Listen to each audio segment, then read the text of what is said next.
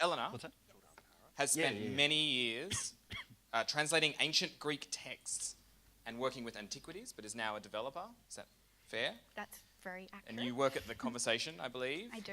Who sponsored your various needs, bringing you here, which we're very thankful for. You love cooking. I do. Yoga. Yes. And patting other people's dogs at the park. Yeah, I don't have a dog You don't yet. have a dog? All right. Soon. You ready to go?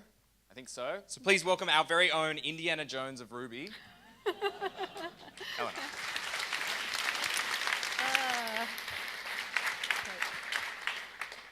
I would like to acknowledge the Gadigal of the Eroa Nation, the traditional custodians of this land, and pay my respects to the elders, both past and present. Hi. Or, since we're going to be taking a little bit of a trip to the past today, kairete. This is hello in ancient Greek. So just over 2 years ago, I was given a wonderful opportunity to learn to program on the job by the fantastic team at The Conversation in Melbourne, Australia. And as Nick just said, before that, I just briefly dabbled in Ruby and written a couple of small programs, but I generally spent my time working with artifacts in antiquity and heritage museums, as well as studying classical language. So this is generally what you first learn in a modern language. And here's the hello world for Ruby, obviously. And here's hello world for classical Greek. So the Greeks, they tended to be a little bit dramatic. Now, when I began programming, one of the first things I learnt was the law of Demeter. And I remember this specifically because I thought it must have been a coincidence that something in programming and something important and prevalent enough to learn so early could have ties to Greek mythology. So the law of Demeter was named for their origin in the Demeter project, which was itself named in honour of Demeter herself. Demeter is, or was in Greek mythology, the distribution mother, Mother Earth, if you will. She was the goddess of agriculture, of fertility, and she is also known for association with sacred law and legislators. And yes, it is pronounced Demeter, although this does depend on which dialect of Greek that you're speaking. So thanks to Demeter, this career change from archaeology and classics to coding, it suddenly didn't seem so dramatic. And although the links between these two disciplines, they may seem tenuous at best, they suddenly weren't. And over time, I found that there's some really strong parallels between the two. And that's what I want to talk to you about today. Human intention in the archaeological record, and what this means for us as programmers. Stratigraphy and context, and technology itself. And although you've already had a small one with the law of Demeter, there will be a couple of history lessons along the way. So, how often do you dig through a commit history, peeling away layers of complexity, sifting for clues, trying to answer why? Why does this code do what it does? You're seeking to separate the important from the unnecessary or irrelevant, only to be stopped in your tracks, derailed by historical debris, an ill-defined method with an amusing but uninformative commit message. I'm sure we've all been there. I know I certainly have. So every day we write code and we commit it. And those commits, for better or worse, preserve a piece of history. Our reasons, our approach, and often our emotions. And this history lives on throughout the history of a project. And yet often the whole story, the reasons why certain decisions were made, is very rarely clear. The obvious decision may not always be the best ones. And when we finally manage to peel back the complexity, we can sometimes find ourselves in a worse state of confusion than where we began. So how can we make a sense of this? Well, to me, the answer is obvious, and it lies in archaeology. But what is archaeology? What does an archaeologist do? This? This? This? Thanks to popular culture, you probably thought that maybe one of these represented archaeology. And that's totally okay. But these are common misconceptions. Archaeology is not dinosaurs. It's usually not piles of gold. but it is definitely not Indiana Jones busting into a booby-trapped tomb. Adventure stories like these are prevalent in popular culture, and they ignore the painstaking work involved in carrying out excavations and analysis. Does that sound familiar? Archaeology is instead a study of cultural history, of material culture, of people and the traces that they left behind. Archaeology is a never-ending detective story, just like how coding is a never-ending detective story. And yet, archaeology is the science of the past, using observations and evaluations to test ideas and theories about what happened in antiquity, providing us with a fascinating and frequently beautiful window into the past. Now, I know that this sounds rather romantic, a window into the past to interpret as you will, but using strong scientific principles to ground interpretation. But it is also important to remember that the archaeological record is a distorted version of past events. Artifacts are broken, buildings burn and collapse, and food remains are usually only partially preserved, at best. Not all sites, and in fact barely any, with the exception of Pompeii, are perfectly preserved. But once archaeologists recognise that these are processes that influence the preservation and evolution of a site, they are able to look for reliable ways to reconstruct past human behaviours, to interpret these behaviours, these traces of individuality. So let's talk about that, human intention in the archaeological record, and what that means for us as programmers.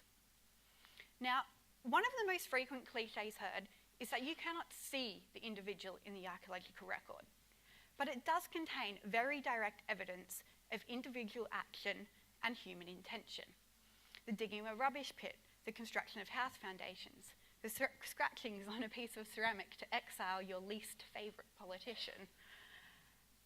And we can see such individuality with the first glance at a code base, how certain tests have been structured a certain way, or the timestamp on a commit is particularly telling. Now, when I first began programming, and frequently when pair programming, I'd hear my colleagues exclaim things like, "Oh, that's certainly something that Mark wrote," or "this class has James written all over it." And this is how I saw it. I couldn't. I could not see the individual in the code. I could not see the quirks that made one spec stand out as being written by one person instead of another. I could not see intention, purpose, individuality. And I couldn't fathom how my colleagues possibly could. Now, for those of you that have been working with others and programming for a while, this might just seem like a really small thing. But the realisation that you could actually see the individual in lines of code, it made me comfortable. Oops. It made me comfortable because it reminded me of how I would search for traces of individuality from antiquity. Now, there's this beautiful Greek word, praxis, the main discussion of which comes from Aristotle. Aristotle was a philosopher in the 4th century BC, which was the height of classical Greece. He was a student of Plato and tutor of Alexander the Great. So Aristotle's politics and ethics treated praxis as an activity performed for its own sake, an activity which is undertaken as a realisation of the intrinsic higher capabilities of the human psyche. Now, I'm not sure if you could decipher exactly what I just said. Aristotle can be a bit like that. But this is what I meant, praxis. Praxis sounds a lot like our modern practice, and that's because practice and practices are derivatives of it. Praxis itself derives from the Attic Greek feminine noun, hepraxis, which means fact or action, and the verb prato or praso, which means to do or to perform. Now, what I love about this word, and the idea of the word, is its innate reflexivity. You, as the actor, are the one making the decisions. When you write a method, a class, a model, you are making a decision to write it a certain way. Now, archaeologically, I like to think about praxis as gaining knowledge of the world through observation, or, in a more physical sense, excavation, the result of which being an examination of the relationships between humans and structures of society, or an interpretation of these relationships. So let's think about interpretation as constructing a story of past behaviour, a story that has the potential for alternate explanation. And think back to what I said earlier about archaeology being an interpretive window into the past. So archaeologists don't just find artefacts, describe or identify patterns of behaviour and put them in time and space in the way that they want. They do it in a way that best suits the perceived interpretation. So we write code that fits into particular times and particular spaces. We write certain patterns of behaviours certain ways, be it team convention, language convention, or personal preference. We are writing code for the future to come back and excavate, to interpret. Now, it's common human behaviour to take shortcuts. Many people do it all the time. And as programmers, we frequently do too, because we are human. But there are many reasons why we may need to do this, to write a particular piece of code a certain way. You might be under time pressure at work, or the code itself may be forcing something to be written a certain way. And it can be easy to forget these things when you are the one in the future looking back, trying to reconstruct the story and not knowing how to interpret it. How to interpret the meaning, the story, the reason behind the code, and the reason why it was written the way that it was. Sometimes forgetting that there are alternate explanations and interpretations for things. Different circumstances require different actions, and acknowledging these actions can help guide understanding the idiosyncrasies that form the whole picture.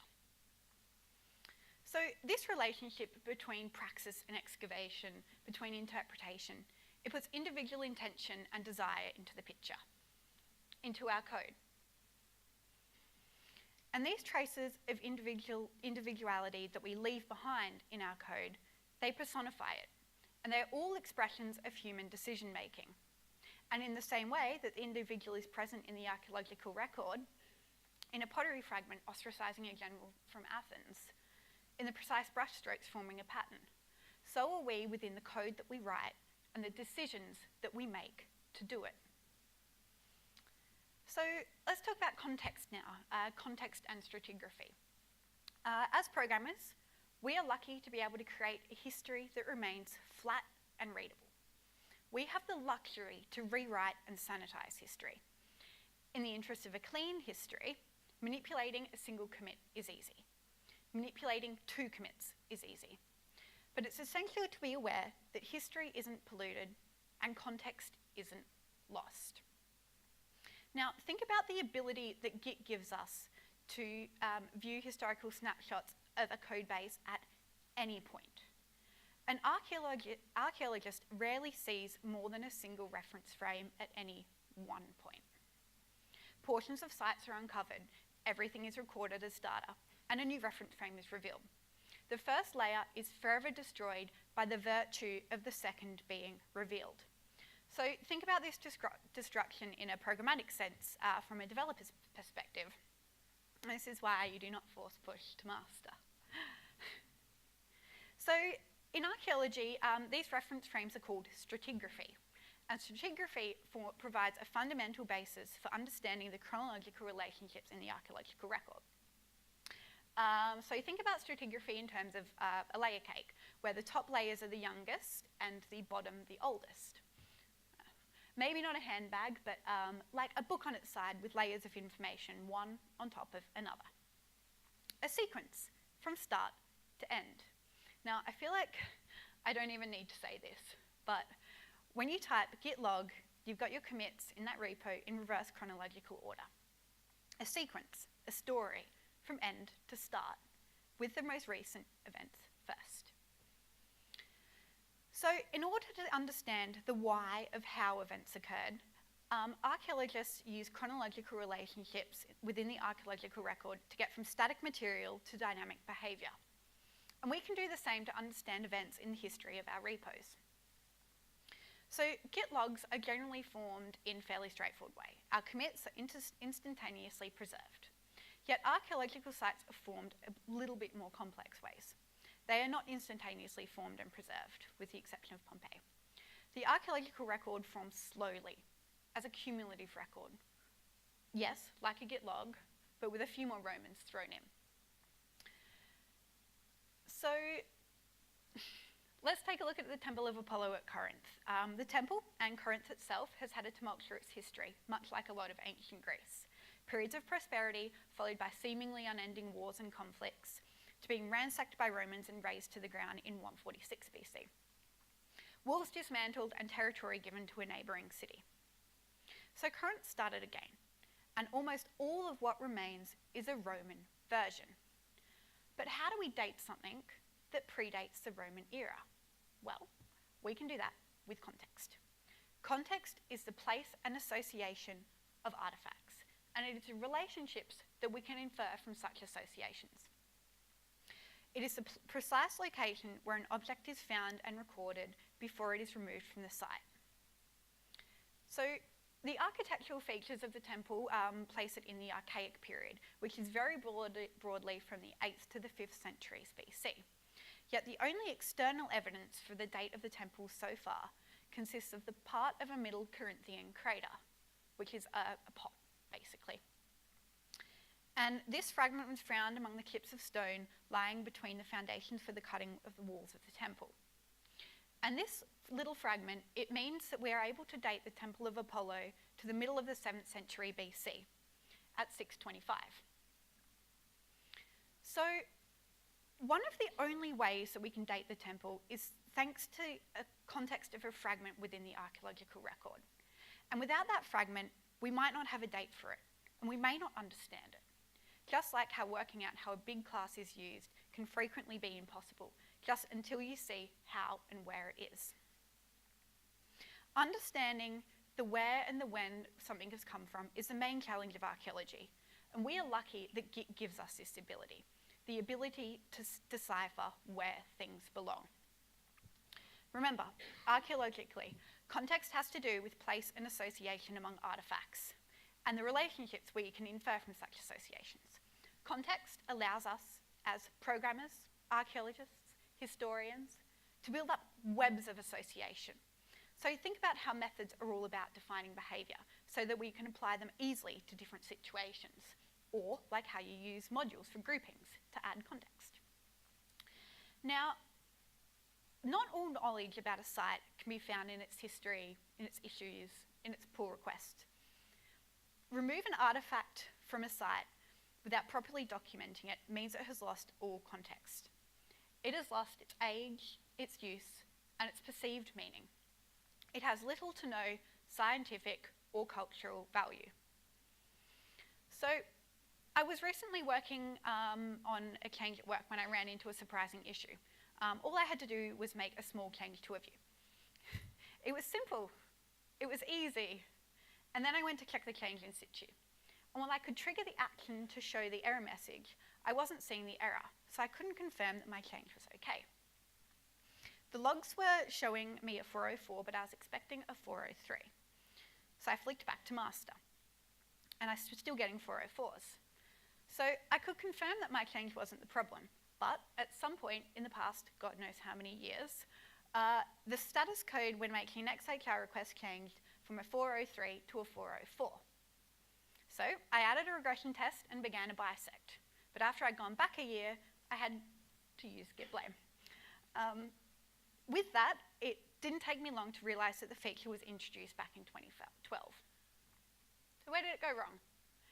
I grabbed the shard of the commit that introduced the feature and checked it out. And since I knew that this was an authorization error, I could do a git log on that 5-year-old commit and look for relatable but suspicious commit messages around the time that the feature was introduced. I'd gone a week or two back, and this suspicious little commit caught my eye. So this authorization had been broken for years. But once I'd isolated where the problem originated, implementing a fix didn't take long at all. And while this is a very fairly standard workflow for identifying problems like these, such problems, such changes, such solutions, they appear straightforward enough. Just a small change to a view. This is simple. This is easy. Until suddenly you can't trigger an exception. You can't see the change in situ. And this is why leaving future developers good context is important. Otherwise, maybe you've got a method whose name doesn't accurately reflect its purpose, an unhelpful commit message. You aren't able to decipher what's going on. You aren't getting the whole story, the whole context. Your code is an undated, unexamined pot on a dusty shelf in a museum. It is a temple without a fragment. No one knows where it's come from or what its purpose was. And changing code like that is dangerous. And this is why context is important, archaeologically and programmatically. But all is not lost. Remember, as developers, we have the ability to create history, a history that is flat and readable, that we can sanitize and improve. Now, to finish, I want to talk a little bit about technology itself. We work with technology every day, and its roots are fascinating. Last one, I promise. The word technology itself comes from the Attic Greek feminine noun, hetekne, meaning skill with art, or skill with craft. Aristotle, again, had a focused but restricted concept of techne. He defined it as a rational faculty exercised in making something, a productive quality. The suffix ology is the first declension of logia, meaning to study or collect knowledge. And we can then trace that to logos, hologos as a masculine noun, lego as a verb, broadly meaning expression, discourse, history, expression, and, interestingly enough, reckoning and computation. So we can be a bit more fluid with our interpretation of technology. I like to think of it as an idea of outwardly expanding yet nested set of actions and relationships, human intent and desire of making and creating, and of course, the study of that. So, in a broad sense, technology has defined us as a species. And I don't mean that because we are the sole users of tools, because we aren't. I mean this because we have all interacted with some form of technology. We have a dependence on technology, and this has led to an unprecedented complexity in technologies. Now, archaeology focuses on technological changes as adaptations to problems like population growth and perceived needs. From stone technologies, manipulation of natural materials, the first computer, progressing to how technology is used today. And a lot of programming is merely an adaptation to problems, and code is a way of fixing problems. Humans throughout history have taken pride in their technological achievements, and we as programmers are no different. It's important to take pride in what you do, no matter how small the contribution may seem or appear. Take pride in your code, in your intentions, in your decisions, in your commits. Your history will thank you for it. Thank you.